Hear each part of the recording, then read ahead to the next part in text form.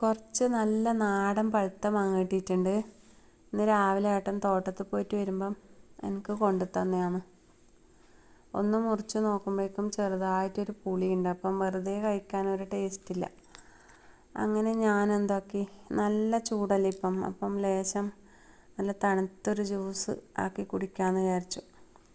ഏട്ടന് ജ്യൂസ് വേണ്ട, എനിക്ക് മാത്രം 2-3 മാങ്ങ ചെത്തിയിട്ട് ഞാനങ്ങനെ മിക്സിയിലേക്ക് ഇടുന്നു. ഏട്ടന് തണുത്ത ജ്യൂസൊന്നും വലിയ ഇഷ്ടമല്ല. അപ്പം എനിക്ക് മാത്രം ഒരു ഗ്ലാസ് ഉണ്ടാക്കാമെന്ന് വിചാരിച്ചു.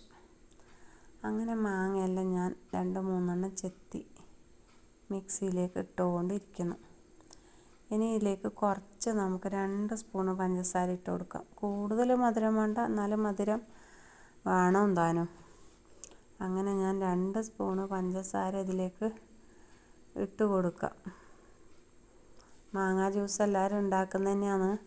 എന്നാലും ഞാൻ വെറുതെ ഒരു രസത്തിന് വീഡിയോ ഇടുന്നു.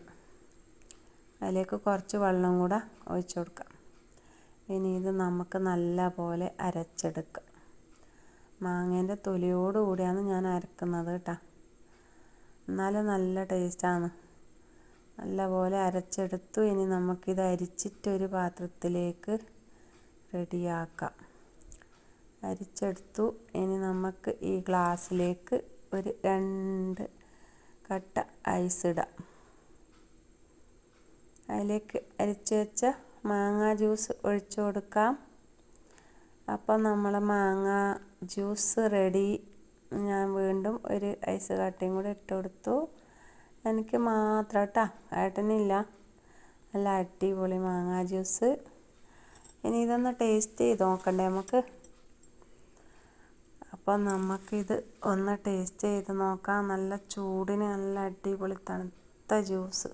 ഹായ്, എന്ത് ടേസ്റ്റാണ്! അടിപൊളി ഉണ്ട് കേട്ടോ. അപ്പോൾ എല്ലാവരും ഇതുപോലെ ഉണ്ടാക്കി നോക്കൂ.